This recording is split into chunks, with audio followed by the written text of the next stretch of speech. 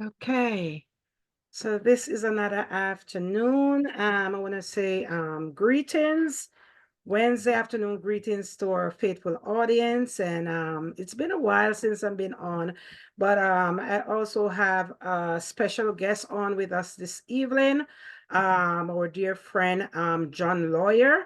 And John is hailing from Texas and now in, I think, Oklahoma, yeah? Chilling out, Right. just hanging out in Oklahoma. So, John has a very unique story that, you know, would I sure we all want to learn from or hear from this afternoon. He's transitioning. He's a transition warrior in Kuwait and Baghdad and Kandahar. That's how you pronounce it. Yeah, Kandahar. Yeah. Kanar, okay, Kanar, sorry. And over the years, though, it has led him to a spiritual walk in his life or a change. So, John, this afternoon, I want to welcome you to our Destiny in Disguise, and the floor is yours to share with us your unique journey. Yeah. Well, first of all, thank you for having me on the show. I appreciate your show and the message that you're putting out in the world. So thank you for what you do. You're welcome. And yeah. So for me, yeah, I joined the army straight out of high school. That was about a year before 9/11 happened. So by the time I got through with my training for counterintelligence and stuff like that and got to my first place that I was stationed, the war was only about 6 months away. It was about 6 months before the World Trade Center attacks. And so that happened, and I would spend about half my 5 year enlistment in Kuwait, about 2.5 years there, supporting our troops in Afghanistan. And then that's where we conducted the invasion of Iraq from. And then uh, after my enlistment in the army, I decided to keep doing the job I was doing, the counterterrorism, counterintelligence type stuff. I just did it as a civilian. And so, yeah, I spent 18 months in Baghdad and Iraq, and then came home for a while. And then I spent about 6.5 years consecutively in Afghanistan and Kandahar. Hmm. And so that was a long time to Of be course. there. And I really loved my job. I was good at it. It was something, especially in the earlier years, I kind of believed in what I was doing. I wanted to do counterterrorism. I wanted to kind of make the world a better place. It was kind of an idealistic thing. I think Hmm. the longer I was a part of that military industrial complex war machine, the more I saw that it was really grinding me and my friends up that I worked with, are my brothers and sisters in arms. It was grinding the enemy up, and the enemy isn't so much always the enemy as you think they are. They're just humans. Right, right, So right. start to see that. You start to see the machine chew up civilians that are just innocent in the middle. And Mm.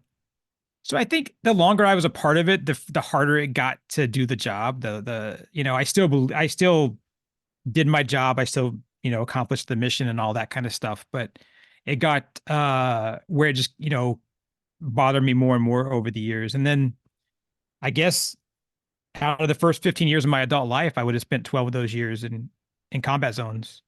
And Wow. so, yeah. So eventually I went home, and I didn't really have an identity. I didn't really know who I was.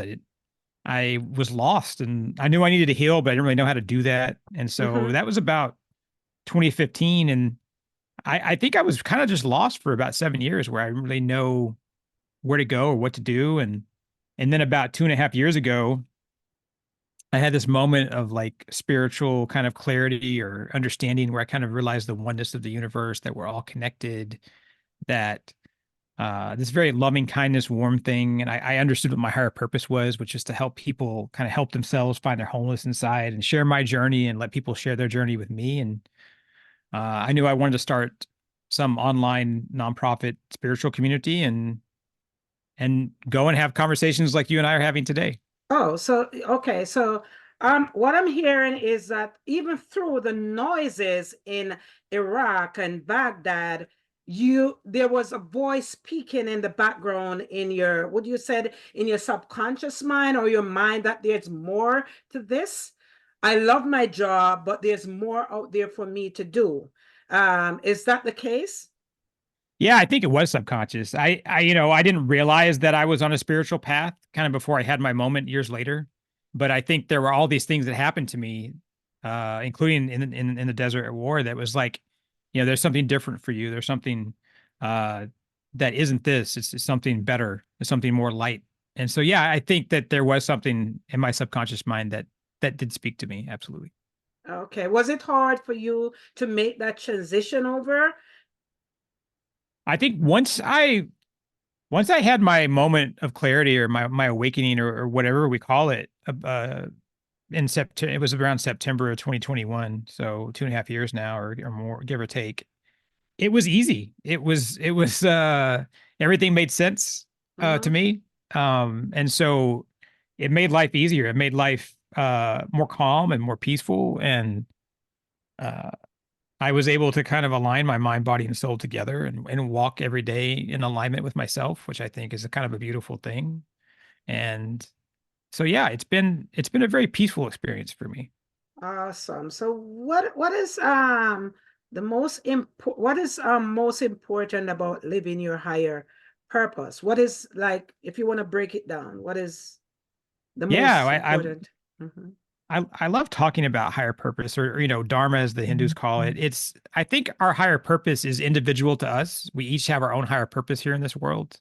And I think that that's going to be unique to each person and also might change through our lives as we change. But I think we have to get an essence of what our higher purpose is. Like, what do I love? What do I need to do with my life? What Mhm. what lights me up? What am I doing that fills me up, but also gives back to the world and the universe around me? And I think if we don't know what that is, we have to figure it out. And then once we start kind of getting into figuring it out and we kind of know what it is, we have to ask ourselves, are we living that every day? Is that higher purpose that we kind of have for ourselves? Are we living that in our day-to-day lifestyle? Are we living it in our job and what we do for work? Are we living it in our hobbies, in our relationships? I think that's really important. Awesome, awesome. So when you find that purpose in within you, how do you extend it to others? Like, what method do you use to share with others? If you understand what I'm saying, do you go up, do flyers? Do you do social media? Do you have a committee that go out and do outreach? How do you get people to be a part of? Yeah, for me, for when I realized my higher purpose, I knew that it would be that I wanted to go help people help themselves and figure stuff out. So I said, hey, how can I do this? So I said, I have to learn how to do social media and online, marketing and get the message out, right? So Right. uh for me it's been social media. I have a YouTube channel that is part of our nonprofit that my wife and I and another friend of ours run. And so it's just providing helpful information out to people and hopefully they can find us that way. And it's a part of it's like talking to people on podcasts just like you and saying, hey, this is who we are, this is what we do. We're creating this space in the world that we believe there's room for authentic, meaningful connection in the digital world in the 21st century. We just come together and we can have discussions each day and be supported because I don't think a spiritual journey has to be this lonely thing. It can be a warm kind of communal thing. Mm-hmm. And so for me, it's been about uh yeah, finding ways to go out and find an audience for what my belief is as far as like the fact that we can all have better conversations and ask questions and practice our faith with each other, even if I don't exactly have the same philosophy or faith that you have or that someone else has, we should still be able to stand next to each other or sit next to each other and practice that together, even if it's different. So, So, what was the kind of response you get in this community, or how large is your community? Because the response can also tell you how large a community is. yeah. Yeah, we're about 50 members now, so we're still pretty small. Oh. But we're growing. It's a process, right? I think one of the hardest things when you start something like an online spiritual community is you have to get people to start showing up and engaging with each other and talking to each other, and um that's the process. And it's been something that it's kind of a labor of love for me, and the response has been good. I think we've helped people and people have been able to help themselves and help each other. And so even though it started small and it's growing, I still have a lot of I mean, I don't mean pride in a bad way. I mean pride in a good way. I feel good about what we're doing to help people out, to help I'm trying to give back to the world. That's what myself and our two other founders of the nonprofit are doing, trying to give back to the world. Okay, I see here the mission story for your community for Kazar is to connect individuals and on a spiritual horizon to find stability in their day-to-day world, leading to more satisfying and meaningful lives. Tell me how you connect spirituality with mental health or mental health trauma. Yeah, I have pretty extensive background dealing with trauma, PTSD, anxiety, depression from my time overseas, and so do our two other co-founders who have been involved with war themselves, my wife and our friend. And um, it's uh, it's really about offering people a place where uh, they can kind of get in touch with that. They can move through it and navigate it in ways that kind of work best for them. And the the community is designed for self-empowerment, really. Like, we're not going to tell you, here's what you should believe, here's what you should do. We're just saying, here's options out there. Take what you want, leave what you want. That's fine. Mm-hmm. Um, it's a very because spirituality and what works for someone is going to be deeply personal to themselves. And you brought up a really interesting part, which is that lifestyle part, that everyday reality that we're all walking through. And that, if we're not grounded and centered in our lifestyle, our relationships, our health and wellness, our fitness, our nutrition and all that, our sleep, we're not going to be able to kind of walk that spiritual path and find that calm and peace we're looking for if we're not kind of grounded and centered within our lifestyle, right? So I think where that spiritual path intersects with this day-to-day reality we're all living every day, that's a really important place to look at. Awesome. Awesome. You're also a life coach. And this is in relation to the community as well. That's right. Yeah, we have monthly community memberships that are just basic level, like entry level memberships, and then we offer individual one-on-one spiritual guidance and coaching. I call myself a higher purpose and transformational coach, but really I'm just a guide. I'm there to kind of help people find that alignment of mind, body, and soul. And whether you're a driven professional or a stay-at-home parent, most of us can benefit from kind of living more alignment through all phases of our life. And do you think that later on in the future, because nowadays we live in a very intense world, do you think that your community that you started will what impact you think it will have on our generation to come? Do you think it will grow worldwide and extend to other areas of the world, or you think it will just being in one area? How you see it?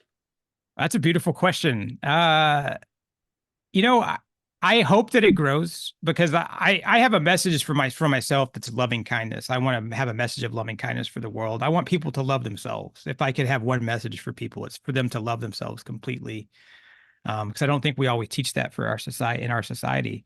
So I would say I would hope we grow. I hope we touch people around the world and we grow in number because I just hope that people can know that they have light inside, whether they see it or not, that they're whole inside, even if they don't know it. And so if we can reach more people, that's great. And hopefully people will find this kind of platform a place where they can go and it's not this huge social media thing, but it's kind of people talking to each other. It's not trolls, it's not ads, it's just people talking to other people about their lives and spirituality and stuff. So I hope it grows. I hope that it gets bigger. Have you at any point ever connect your spirituality with a religion? So for me, I call myself an omnist or a universalist. So I believe in the validity of all religions and all spiritual philosophies. Whatever you want to believe, I'm there for it. And within that, myself, I subscribe. I really have some strong beliefs as far as like there's some Hindu traditions that resonate with me. There's some uh beliefs like in Taoism and the Tao that resonate with me. And there's some indigenous beliefs from around the world from different, uh, ancient indigenous practices that I don't practice specifically, but help inform what kind of works for me. So it's kind of a quilt work, patchwork makeup of what I believe, if that makes sense. Okay. Yes, I get it. I understand. Yeah. Okay, let me very good because this platform the purpose of this platform is to be a voice for people who is maybe vulnerable or don't know how to come on a platform on their own. So I created this space. It's a broad umbrella under the mental health. And what we do is to let others, our interaction is to let others understand and realize that they're not alone in this. Yeah. They may be suffering from whatsoever mental trauma, or whatsoever mental illness they may have, bipolar, schizophrenia, anxiety, depression. It doesn't matter what it is. I want them to realize and understand that there's voices out there like you and myself and all others who make ourselves vulnerable and put time into our program to come on and to share stories where they can be helped and know that they're not alone. There's someone out there. I started, just to give you a brief overview of how I come about my podcast. Um, it was one of my nephew who sent me back in 2019. He sent me like a podcast that related to therapists, like behavioral therapists. And I was listening to the podcast, and there was some good nuggets in it, and there was some bad because it wasn't all that put together and edited. And I listened to it and I said, and I said, maybe I could do something like this. And it was right after I graduated from being a New York State certified peer specialist. And I just pick up my phone because back then, Anchor, I don't know if you're aware of Anchor.fm. Sure. It didn't require me to go and buy an expensive mic or have all these tools. I use my simple phone just to, record what I have to say. And I find it so humbling for me was to do that. And I just start playing around with the, anchor, saying stuff. It wasn't edited nor anything. And I continued doing it. And I said, okay, it sounds good. And then I decided to go further in it. And I think it was last year, in the middle of last year, I came across Alex pod match. And I said, wow, this can give me a more, because I was solo all this time. So I said, okay, this can give me a more broader platform where I can have guests on my show or I can be a host, whichever. And this is how I come about, having guests on my show. And I find it very interesting to do this. And I decide that, I want to continue to share my voice. We all know that there's no big money in podcasts. So it's like we are just sharing our story to help others. And this is what I'm doing. Um, my life experience with mental illness is I suffered postpartum depression at a younger age when I have my second child. She's now 35, going on 36. And where I'm from in the third world country, they have a lot of stigma and taboo against mental illness. They don't see it as something real. So when I migrated here in the United States of America, I see the vast opportunity that the government has provide a lot of outreach programs that anyone who are suffering don't have to really suffer alone if they want to, make themselves vulnerable. Because in order to be in this space, you have to make yourself vulnerable. You have to share your story. You have to let people know what is it you're going through. And that's the only way you can get the help that you wanted. So when I see all this opportunity, I said, I'm going to go for it. I was a little bit nervous at the beginning, but they said practice become perfect. And so I started to be more open and to be more, vulnerable and strong in the eyes of my adversities. And this is how I come about, sharing and doing my podcast. And I know you have similar stories as that. So what have led you to do your podcast? Yeah, well, I love your story. Thank you so much for sharing with me. And I You're love welcome. I love that theme of vulnerability, right? It really is about, that's what it's about. It's Yeah, being authentic, being real, saying, "Hey, yeah, like me, like I went to war for all those years and I have trauma and I have depression and anxiety and hypervigilance and OCD and all this stuff. And that's okay. And it took me a long time to come to terms with it. And it's still, even though I'm a spiritualist and I'm a guide, I'm also a seeker and a student. I'm not just a teacher, of so I'm still course. learning. Of course. And so I think it's important to take that experience that we have because that's what our story is and that's what resonates with people because it's so real. Yes. And that you and I, people like you and me, we can go tell people, "Hey, I've been there. Hmm. I've been hurt. I've been in the worst places that you can imagine mentally and emotionally, physically, spiritually. And I've been able to come out the other side and have less attachment to that, even though it'll still be a part of me.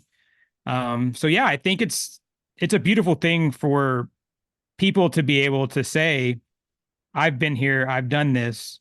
Um, who can I help? Who can maybe if I can inform someone else so that maybe they are going through the desert or walking through the swamp and it takes them less time than it took me, then that's success. That's a win. Course, of course. And that's what it's all about. I believe in helping people. I'm big on empathy. And Yeah. yes, I don't look down. And they have a quote. I personally don't look down on others, but there's a quote that says, you don't look down on others unless you're looking down on their shoes. And this job that I do, I work as a peer specialist in the four boroughs in New York here, and I have to deal with people who spend 30 years in jail, 6 years in jail. Right. I have a guy that when he went into incarceration, he the cell phone was just coming out. So now he's back in the community.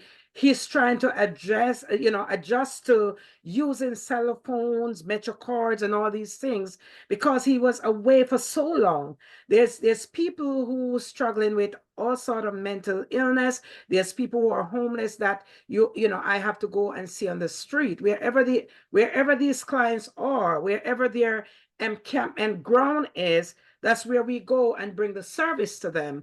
And it's very rewarding to me when I know that I can go out there, stand up with someone, or even stoop down to their level to let them know, hey, we don't look down on you. We don't judge you. We are here to help you and to find out what has happened to you along the path. They teach us not to ask what's wrong with you. Instead, ask what have happened to you. There's also another thing that I learned with these people, that there's three things that will make them whole or help them to come to recovery: is a home, a friend, and a job. And these people who vulnerable people who I'm talking about, they look to these three things in their life that can help them to bring them back on the road to recovery. So it's a good thing that we can come on this platform and share, be their voice, be that advocate for them to share these very valid information, the live experience that you have when you were in Baghdad, and they're helping. You weren't there for yourself. That was a selfish job you were doing. I don't know how much you realize that. Thank you. I appreciate that. Yes, it was. And how does it make you feel? I mean, you're not It, there now, but when you were doing it, you're a veteran. yeah. Yeah, no, I feel good that about the things that I did to help other people. I felt like I was doing that. Awesome, awesome. Do you lose any friends along the way while you were there, or? I did. I've lost a few friends and a friend in Iraq, a couple of friends in Iraq, and then some friends in Afghanistan as well. Wow. Wow. So you have to live with those. We have 10 minutes to wrap up. It's very hard. I can't imagine how you feel in this time. And it's so good that you find a place. You find a place that you can, stand strong or being grounded on in terms of your faith and your belief and where you're at right now with your the community that you lead. It's a strong foundation, it seems like for you, yeah? Yeah, absolutely. It's something, and I get to go live my purpose every day, which is I'm super happy about that. I get to go do this thing that I love every day. It's a beautiful thing. Awesome, awesome. Um, I also want to introduce, I'm an author as well. I want to share it within the minutes that we have, and you'll get Sure. your time as well um to say what you have to say. I just become a first-time author of a book called Shattered Reflection. So I want the audience to know that I have a book out in Amazon and on Barnes and Noble called Shattered Reflection, A Journey Through Mental Health. It was written by me, Sonia Dale, because there's many other books there titled Shattered Reflection. So when you put in Shattered Reflection, it attached the mini subtitle is A Journey Through Mental Health, written by me, Sonia Daly. So the audience can go there and support my book. Also, I do travel on the side as well. I'm a home-based travel advisor. I'm like a multitasker. I keep busy and do the things that I love to do. I'm a traveler and I'm very adventurous. So I decide that I will also do this on the side because I love to travel. So all these things entwine in what I do. I love people and I like to do the things that suits me well. So I don't know if you have anything that you want the audience to know about you or any books or anything, you can share it with them. Sure. Well, thank you so much. I love that you wrote a book. I would love to write a book someday. Thank you. Yeah, our main website is kishar.org. It's KISHAR.org. That's the entrance to where people can get membership to our community. They can look at our one-on-one spiritual guidance and coaching packages. It's all nonprofit. All the funds go back into the community. There's our social handles are there. We're at Kishar Spiritual on most social media. Our YouTube channel is called Peace on Your Journey, and there's a link to that Hmm. on our website as well. So if you go to Peace on Your Journey on YouTube, you'll be able to find some helpful videos on how to live kind of spiritual path in the real world here in the 21st century. And you can reach out via email. You can hit us up in Instagram DMs or however, just reach out to us. You could book a free discovery call from the webpage and just get in contact with us and we'll talk. So awesome. I like the title, Peace on Your Journey. Very powerful. We are living in a world today that is so cold and so much evil around us that sometimes it makes us ourselves, feel like, so uncertain. Life is uncertain. So having these elements or having these what should I say, these comforting um social media platforms, these titles like Peace on Your Journey, I know it can soothe someone's heart and bring them to a place of silence where they can feel peaceful, where they can able to cope with their anxiety, their depression, whatsoever they're going through. For me at this moment, I know that I'm experiencing some anticipating grief with my mom. My mom is 90 years old and my mom hardly eating at this point in time, and it bothers me. I'm a human and it bothers me a bit, even though she's 90 and she live a full life. I still, worries a bit, and anticipated that day when, I don't know, I probably could go before her, but just the day when I may not have my mom. And I struggles to find, a, a coping mechanism.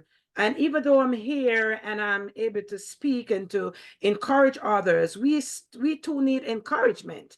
And what I try to do is to bounce back on my faith. I try to pray daily. You know, the Bible says pray without ceasing. So I pray consistently. I quoted scriptures from the Bible and I affirm my faith. And these are some of the things that make me strong. And I know for our listeners on our audience, they too, whatsoever we share here, can also be a safe haven for them where they can go when they need some form of background, when they need some form of coping mechanism. And I know we all do. We all need a place where we can have a safe haven. That's right. Amen. Yes, and it's so good to have you on. And John, I really, really and truly appreciate your time, and I trust that as we concluded here, that all will go well, and that the work that we do will extend to the world all around us. Yeah, absolutely. That was my husband saying goodbye. He going to work. Yeah, I'm gonna stop there. So you have anything more you want to say before I stop there? No, I appreciate the conversation. Thank you so much.